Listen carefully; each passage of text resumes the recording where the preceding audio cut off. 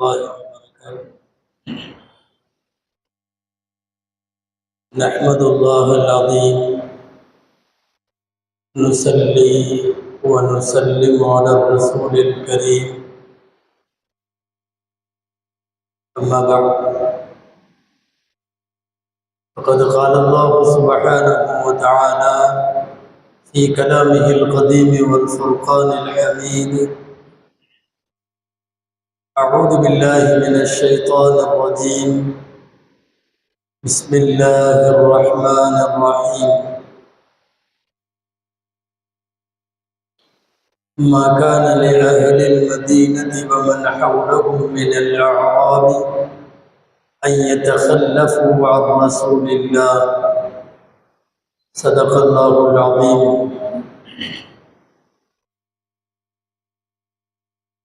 وقال رسول الله صلى الله عليه وسلم: تربة أرضنا بريق بعضنا يشفى مريضنا بإذن ربنا. صدق رسول الله صلى الله عليه وسلم. எல்லா புகழும் அல்லாஹ் ஜல்ல ஷானஹு தஆலா ஒருவனுக்கே உரித்தாகும். அருமைநாயகம் முஹம்மது ரசூலுல்லாஹ் ஸல்லல்லாஹு அலைஹி வஸல்லம் அவர்களின் மீதும் நற்பாக்கியங்கள் நிறைந்த அவர்களுடைய உம்மத்தின் மீதும்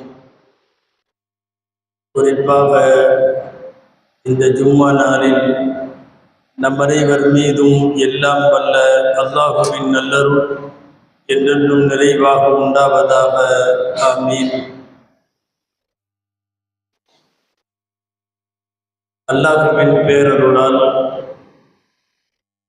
சத்திய சன்மார்க்கமான இஸ்லாத்தில் அல்லாஹ்வினுடைய மற்றும் அவனுடைய தூதருடைய வழிகாட்டுதல்கள் படி வாழுகிற பேறுபெற்ற முஸ்லிம்களாய் அல்லாஹ் நம்மை ஆக்கி வைத்திருக்கிறான். அல்ஹம்துலில்லாஹ்.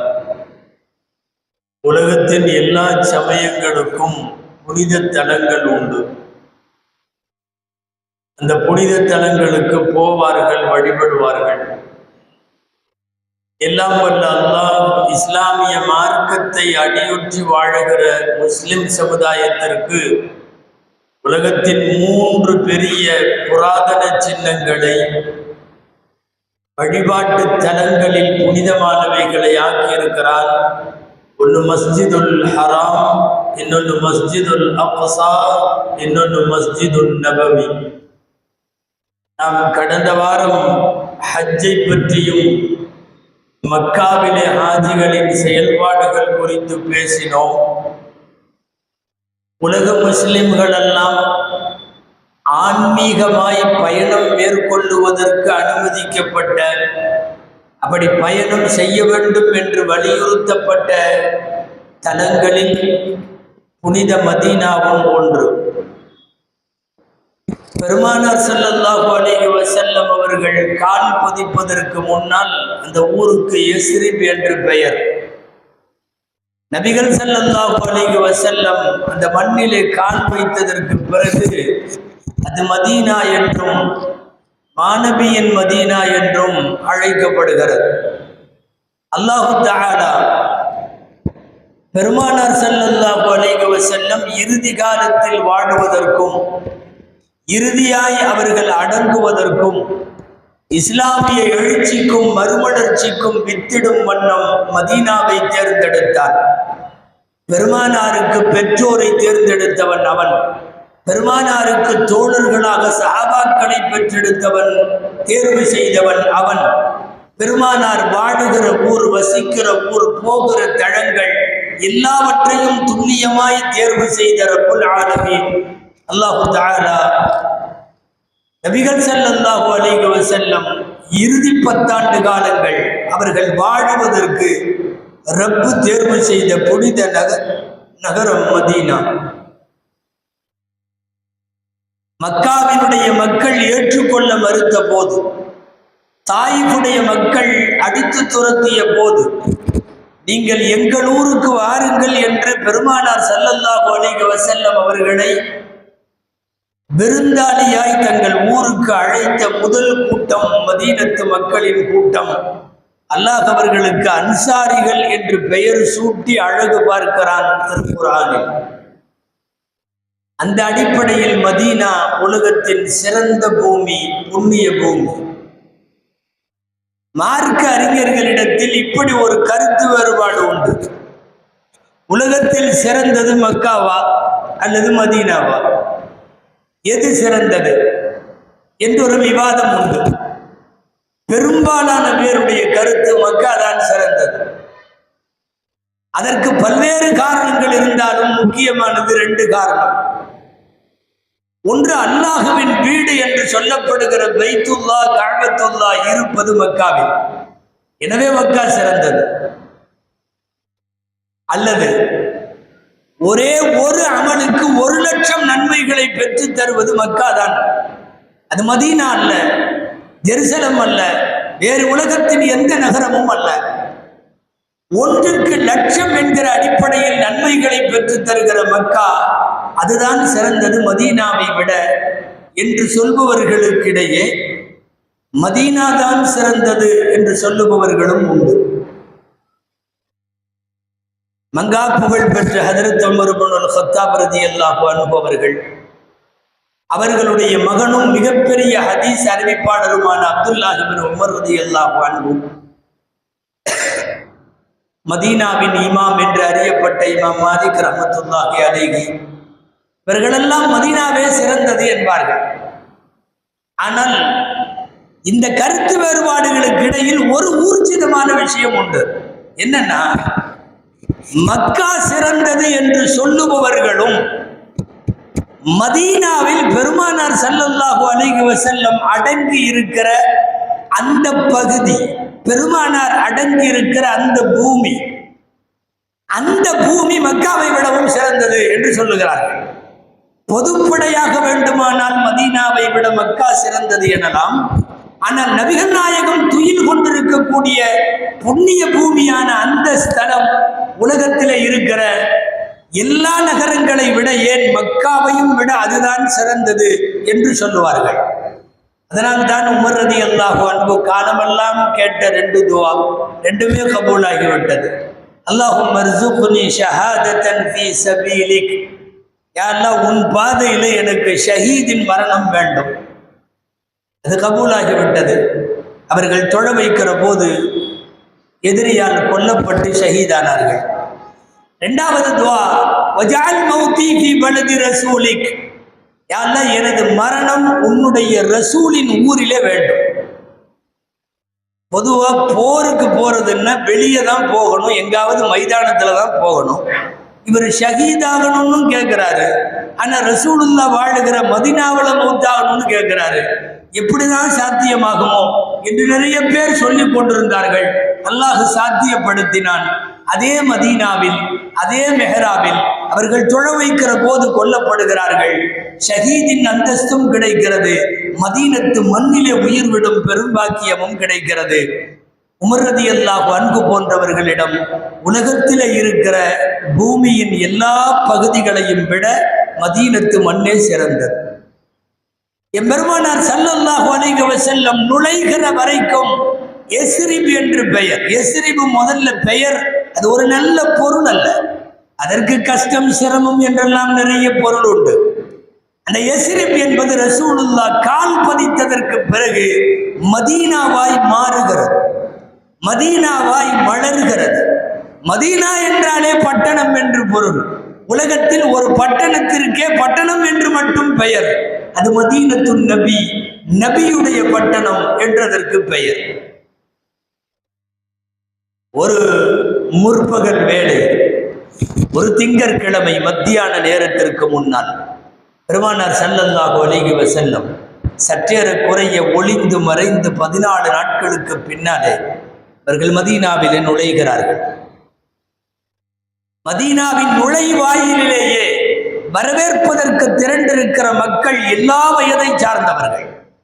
கூன் விழுந்த கிழவர்களிலே இருந்து குழந்தைகள் வரைக்கும் வந்து மதீனாவின் வாயிலிலே நிற்கிறார்கள். முஹம்மது ரசூலுல்லாஹ் ஸல்லல்லாஹு அலைஹி வஸல்லம் அவர்களை வரவேற்பதற்காக. எல்லாரும் வந்து நிற்கிறார்கள்.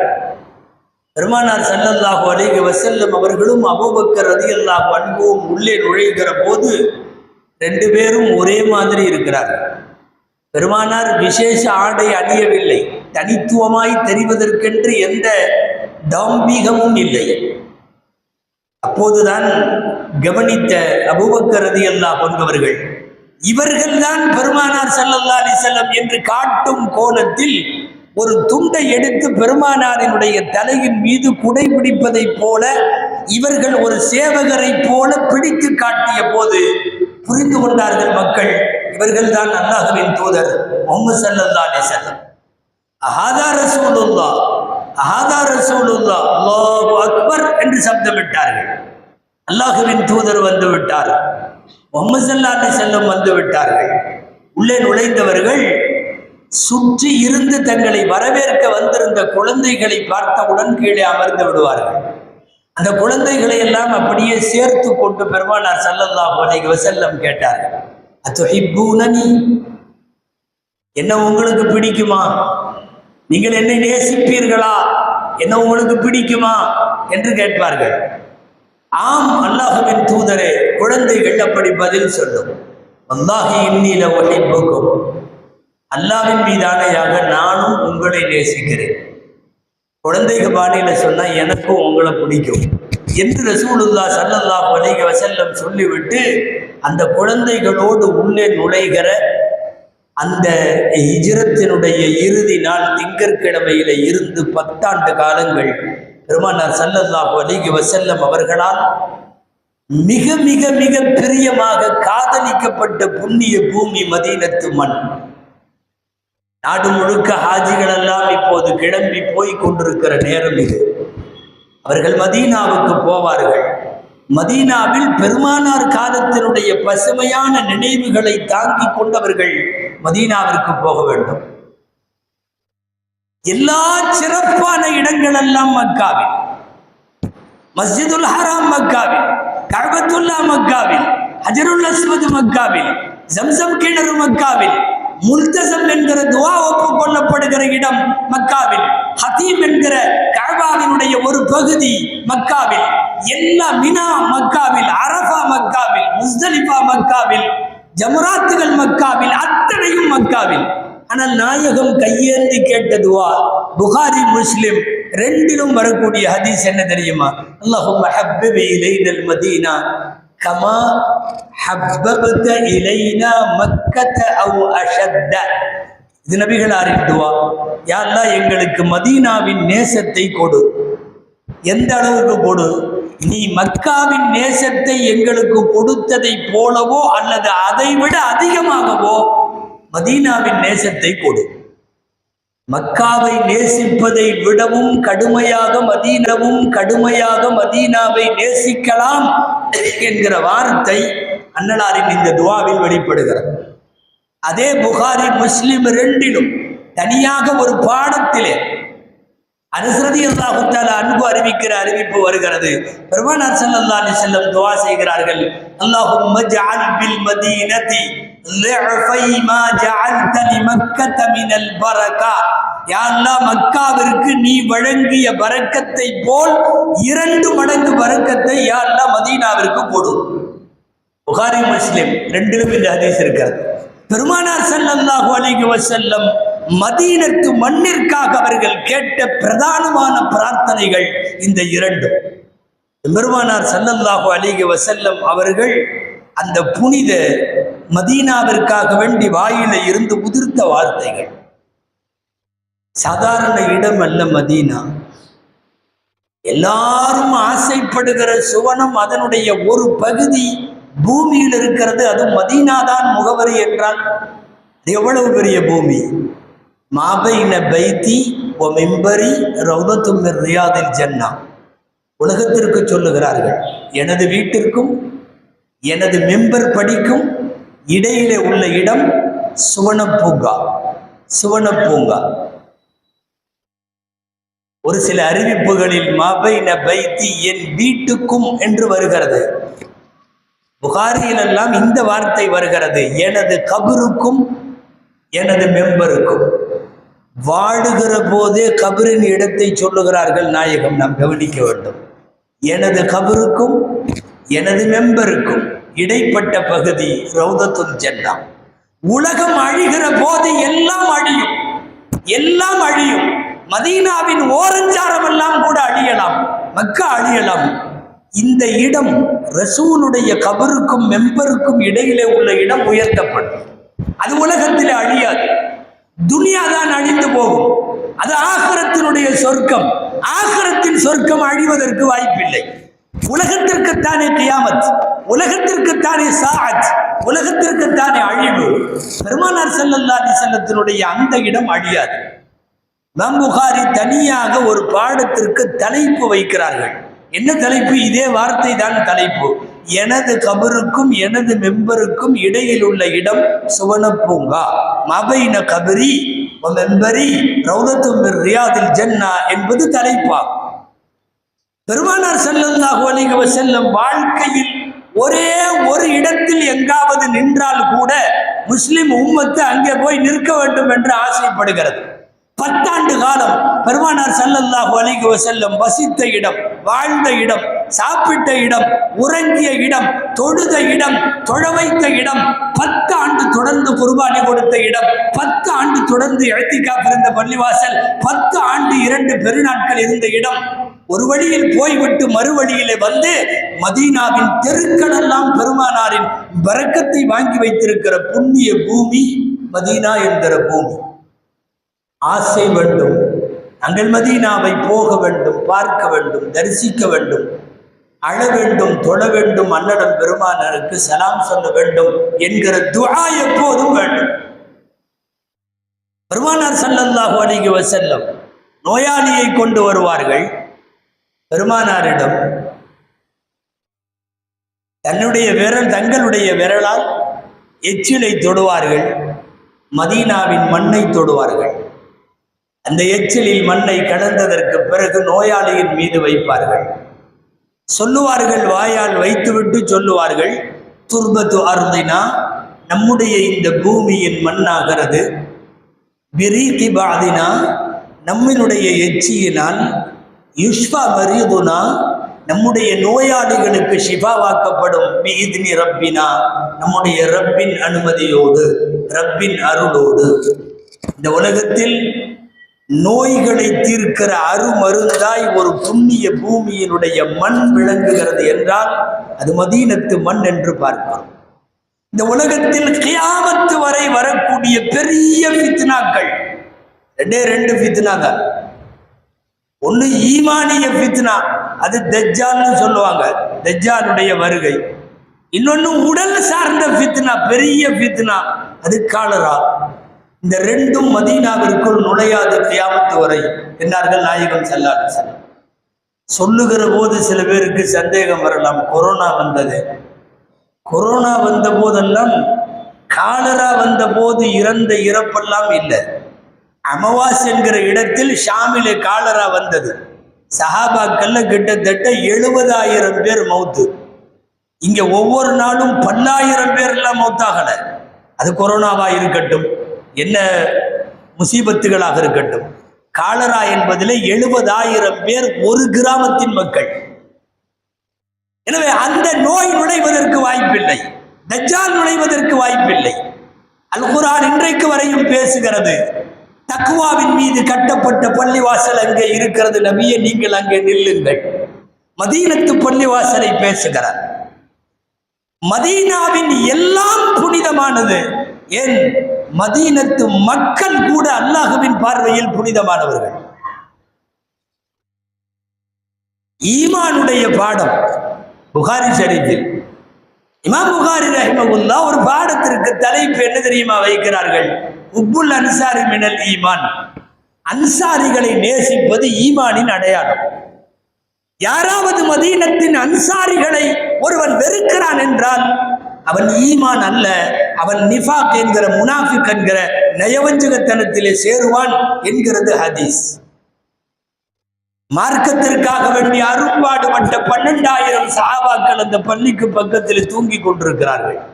பகீஉல் கர்கத் என்கிற ஜன்னத்துல் பகீ பள்ளி வாசல். சையீது ஷுஹதா உள்ளிட்ட ஷஹீதுகளின் தலைவர்கள் என்று அடையாளமிடப்படுகிற உஹது ஷுஹதாக்கள் உறங்கிக் கொண்டிருக்கிற இடம் அது. இந்த உலகத்தின் மூளை முடுக்கெல்லாம் நாலா பக்கம் அல்ல 8 திக்கிலும் உலகத்திற்கு இஸ்லாமை கொண்டு போய் சேர்த்த பெருமக்கள் எல்லாம் படித்த திண்ணை மதரசா. இன்றைக்கும் மஸ்ஜிது நபவியிலே அந்த திண்ணை இருக்கிறது. அபூ ஹுரைராவை இந்த உலகத்திற்கு அர்ப்பணித்த திண்ணை அல்லவா அது.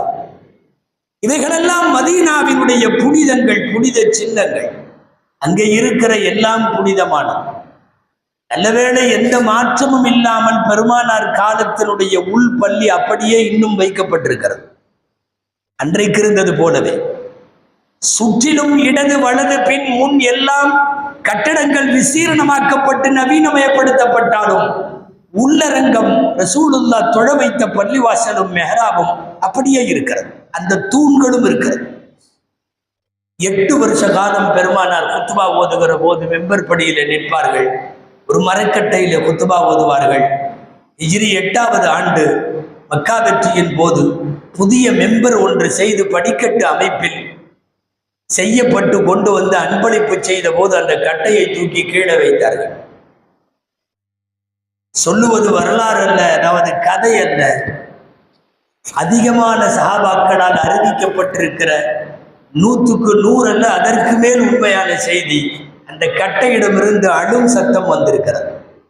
பக்கத்தில் உள்ளவர்கள் எல்லாம் கை வைத்திருக்கிறார்கள் கட்டையின் மீது. அழுகையை நிறுத்தவில்லை.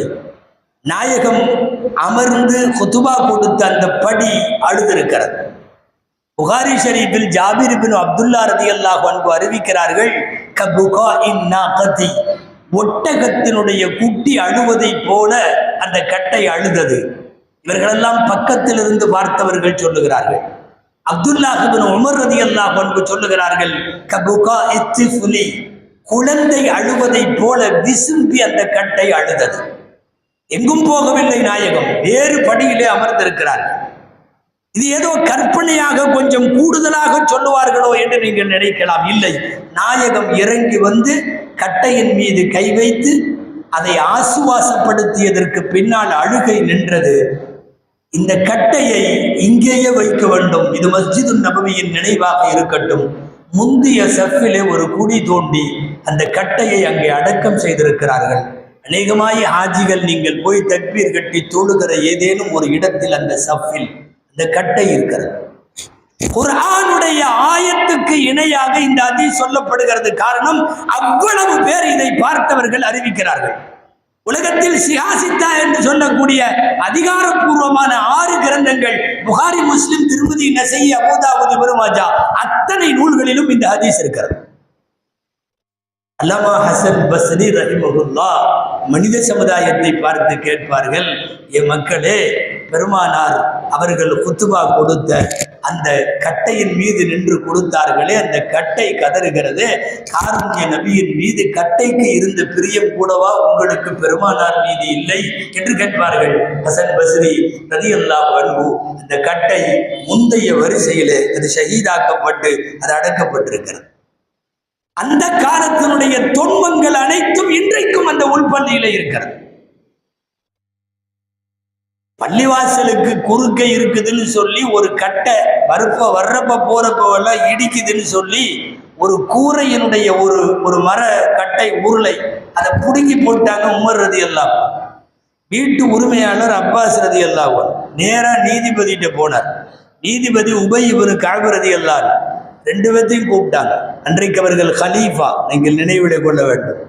விசாரணைக்கு கூப்பிட்டு உமரையும் நிற்க வைத்து இவர்களையும் நிற்க வைத்த போது அப்பாஸ் வீட்டு உரிமையாளர் சொன்னார், ரசூலுல்லாஹ் வைத்த குச்சி, அதனால தான் நான் எடுக்காம இருந்தேன்.